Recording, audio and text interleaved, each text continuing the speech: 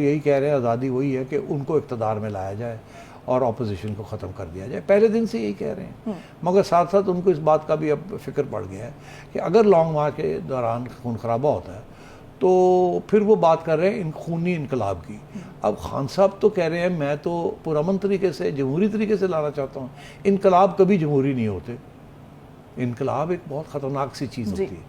تو پھر وہ اور کہتے یہی ہیں کہ جو لوگ انقلاب لاتے ہیں سب سے پہلے تاریخ میں, آپ تو تاریخ پڑھتی ہیں, انقلاب ان کو ہضم کر لیتا ہے.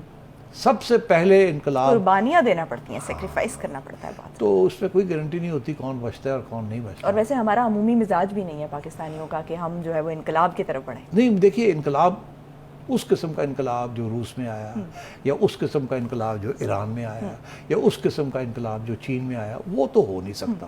اس کے لیے ایک قسم کی یونٹی چاہیے عوام کے اندر. یہاں تو عوام بکھری ہوئی ہے, مذہبی لوگ بھی بکھرے ہوئے ہیں, وہ بھی سپلٹ ہے, اور نیشنلسٹ فورسز بھی سپلٹ ہے, جمہوری فورسز بھی سپلٹ ہے, اب ایک فاشسٹ فورس بھی بیچ میں آ گئی ہے, اینڈ سو آن. اور جوڈیشری کے اندر بھی چل رہے ہیں, آپ دیکھ رہے ہیں وہاں بھی کشمکش چل رہی ہے.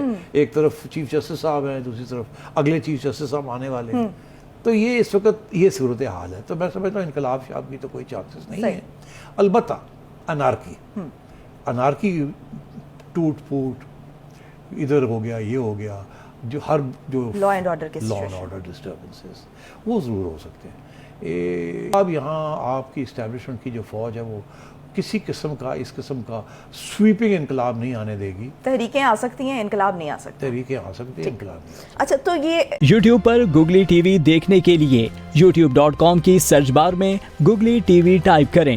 گوگلی ٹی وی کے پیج پر سرخ رنگ کے سبسکرپشن والے بٹن پر کلک کرنا نہ بھولیے. یوٹیوب پر اپلوڈ ہونے والی ویڈیو سے باخبر رہنے کے لیے بیل آئیکن پر کلک کیجیے. آپ کو ہر نئی آنے والی ویڈیو کے بارے میں نوٹیفیکیشن موصول ہو جائے گا.